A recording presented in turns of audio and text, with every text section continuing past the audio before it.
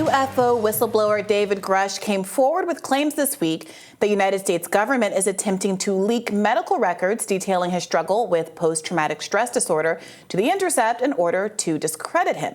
But reporter Ken Klippenstein, who published excerpts from the documents, is disputing that claim, saying he requested them under the Freedom of Information Act, or FOIA. News Nation, who is also owned by Nexstar, the parent company of The Hill and of Rising, first aired the interview between Grush and journalist Ross Coulthart.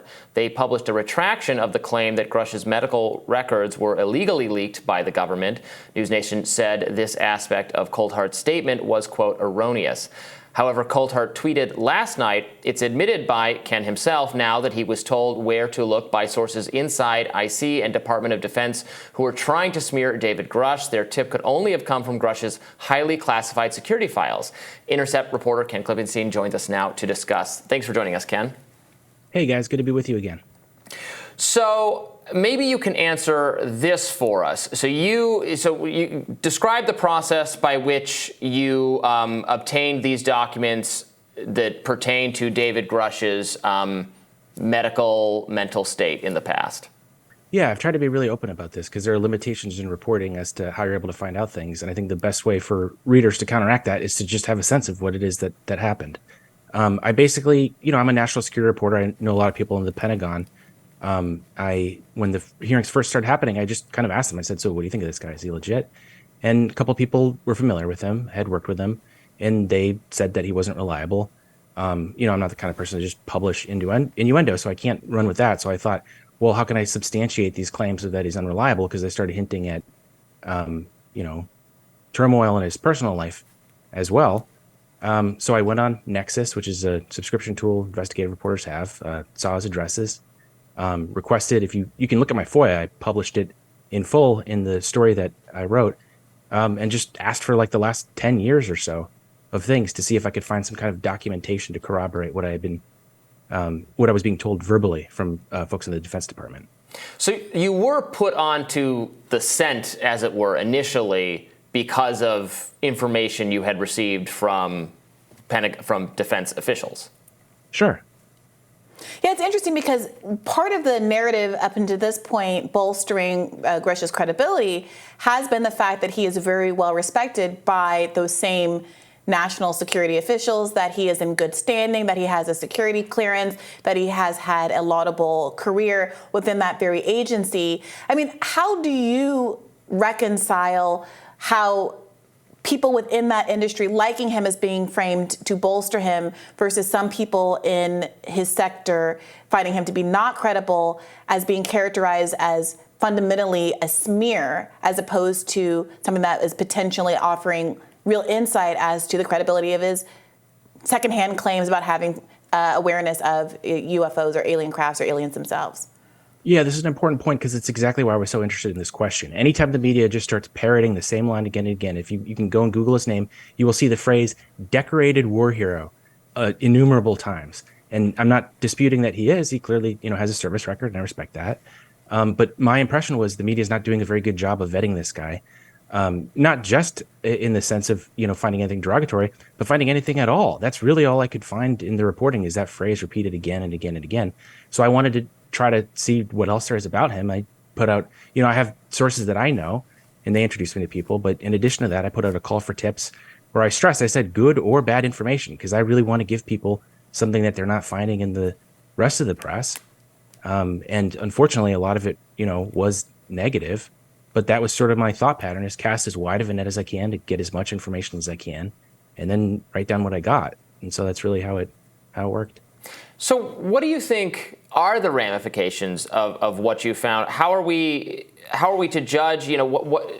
Does this, in your mind, cast some doubt on his testimony that he has a history of having had a medical health episode? Let's talk about what you did report, Ken, right? Because there's a difference between what you actually reported and what came out in anticipation of your reporting, where they said, oh, you're going to talk about his PTSD. It didn't seem to me that what you wrote about was about PTSD at all.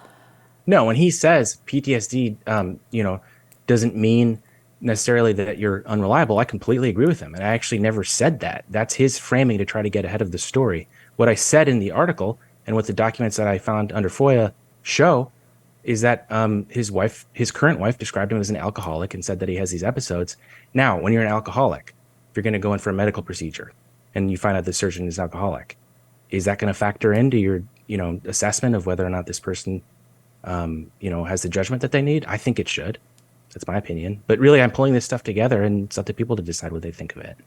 Do you have a sense of whether or not, has he made any statements post-publishing your article about whether he still struggles with alcoholism, if he was struggling with alcoholism at the time that he became aware, was told about the existence of UFOs, et cetera, or anything that would affect his ability to read the credibility of these reports accurately? To be clear, he has said that he completely recovered from PTSD.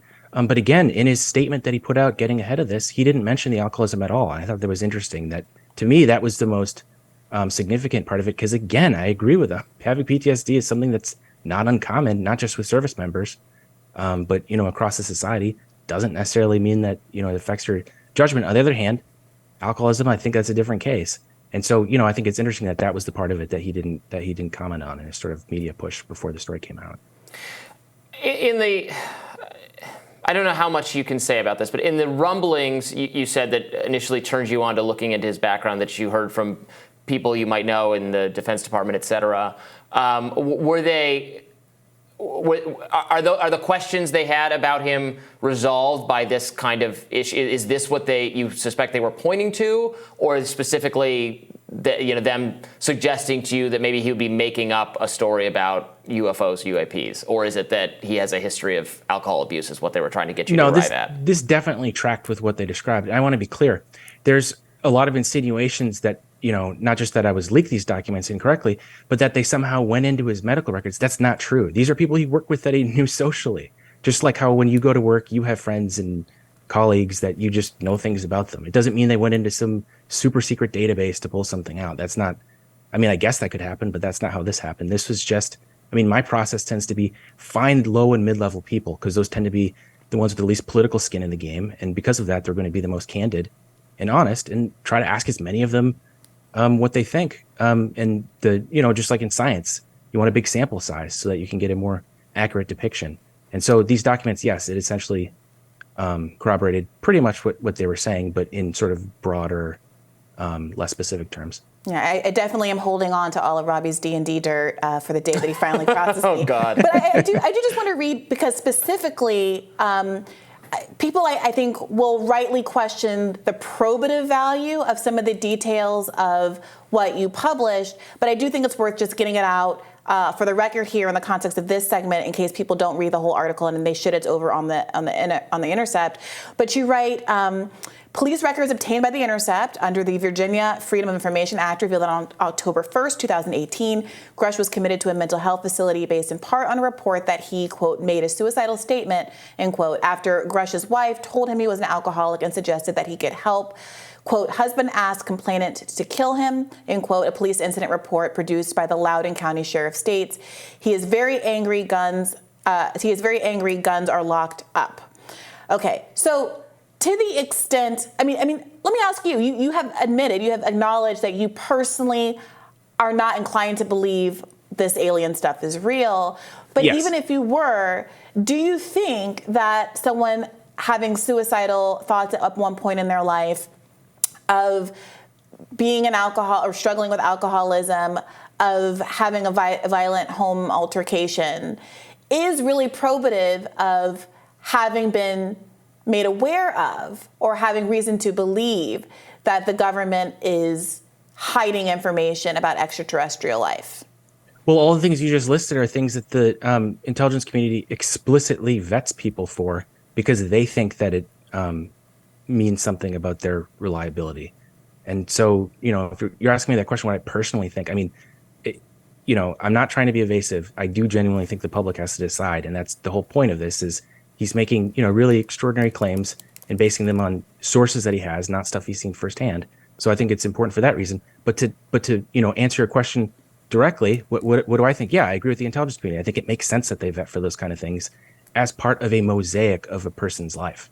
None of this is dispositive. I don't think anyone can't come back from, any mistake, basically.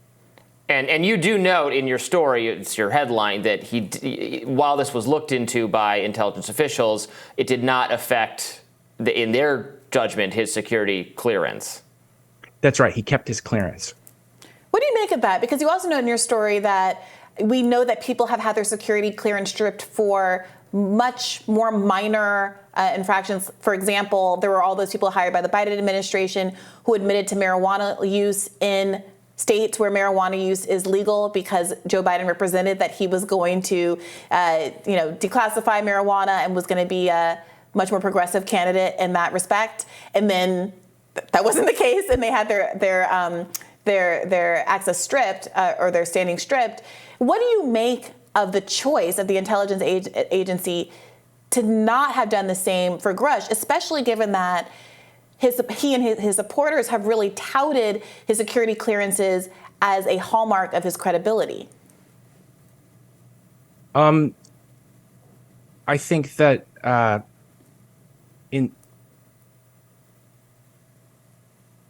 I'm sorry, could you repeat the last part? I cut out a little bit.